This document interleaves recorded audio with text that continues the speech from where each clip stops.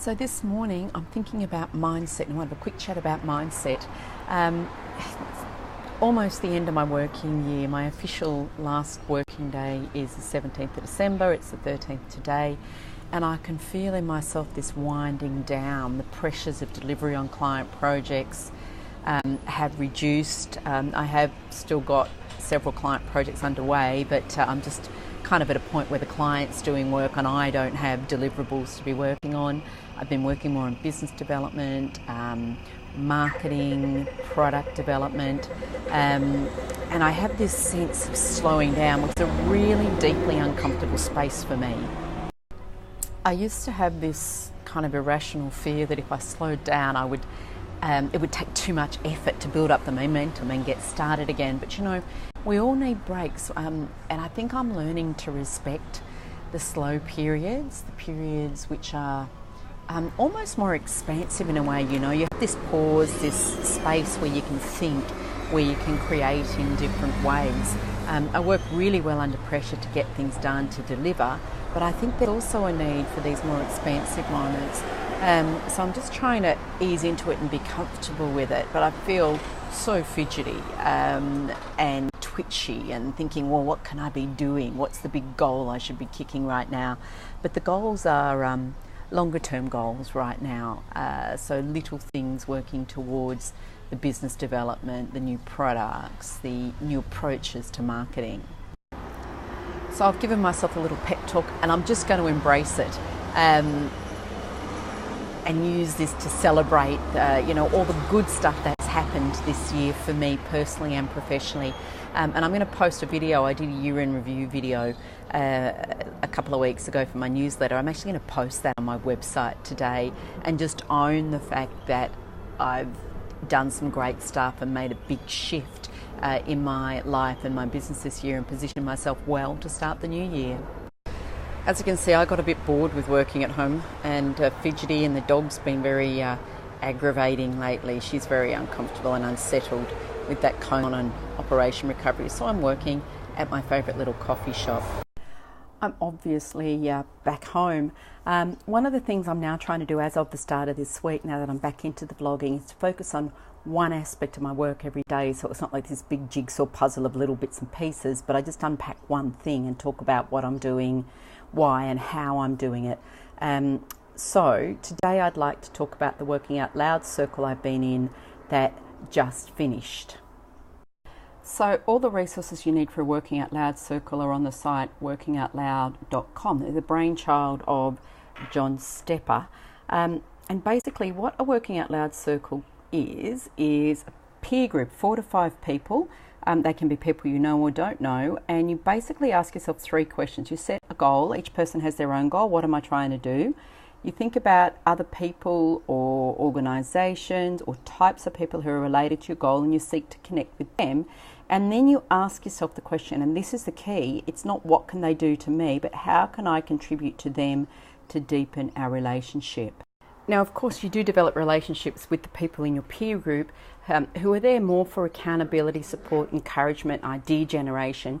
And the intent is that the relationships you build to help you move towards your goal are with people in the outside world, either people that you already know, people you don't know yet, people that you're interacting with face-to-face or online. It's quite fluid. So it runs over a 12-week period. And my goal for this 12-week period was to reshape my business. I've really made significant progress on this. My business looks quite different to what it was 12 months ago, certainly very different to 12 months ago. And the key to some of this change has been, well, one of the keys has been the partnerships that I've developed. I'm going to write up a blog post about the whole experience later today, so I will talk a little bit more about my insights and my experience of this particular circle when I do that. But for now, let me show you briefly, if you're not familiar with the Working Out Loud circle, how it works. So on John's website, under the tab for you can find guides, which basically, apart from the Getting Started one, each one is a weekly guide which talks through activities and how to run the meeting for that week. Here's an example of one of the guides. This is the one from this week. There's a title, a brief summary of the agenda and suggested timings, and then for each exercise there's a little bit of an introduction. Sometimes there's more material to expand on that. There's space to write answers and discussion prompts to have a conversation in your group about the activities. And then if you're interested, there's more to read, listen, watch or do at the end of the guide. So normally you set an hour's meeting every week for 12 weeks for the group. I find it works best if you set a specific time slot. And in my experience, so long as 3 of you can make that time slot, you have the meeting. It's too hard moving it around, it gets too tricky to make sure you get everyone there, and there's frankly extra logistics and friction that you don't need. So it's easy to facilitate. You don't need to be a specialist facilitator, you just follow the guide. And in this particular circle, we rotated the responsibility for facilitation around each week. So everybody got a chance to take responsibility to do the facilitation. You've also got flexibility as to whether you do the exercises before, during or after the circle. My personal preference is to do them before, and then you've got a chance to talk about your insights and experience of the activity. You've got more opportunity to support each other with suggestions during the circle, but each circle gets to make its own decision on that. You get to decide if you want to stay in touch in other ways during the week. You don't have to. I like to set a group up on Slack, and it's really nice to share photos and resources. Here's a little photo from our last meeting that we took online.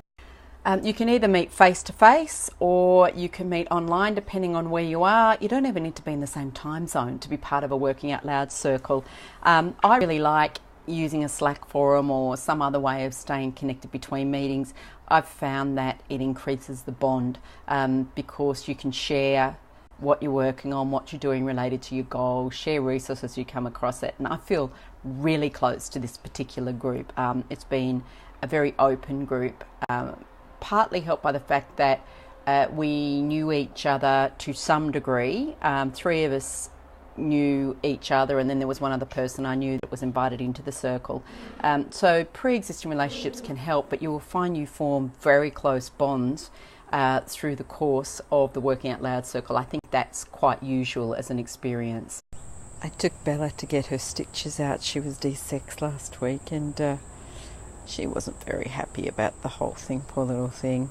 So we're chilling out on the couch. I'm doing a bit of work updating my website, and she's just snuggled up against me. Wow, I just got sidetracked, but in a great way. I've just updated the services page on my website. I've added towards maturity, I've added my professional development mentoring program, I've updated my ad hoc and on-call professional support, updated the performance partnering program. I've just realised there's one other set of services I need to add here.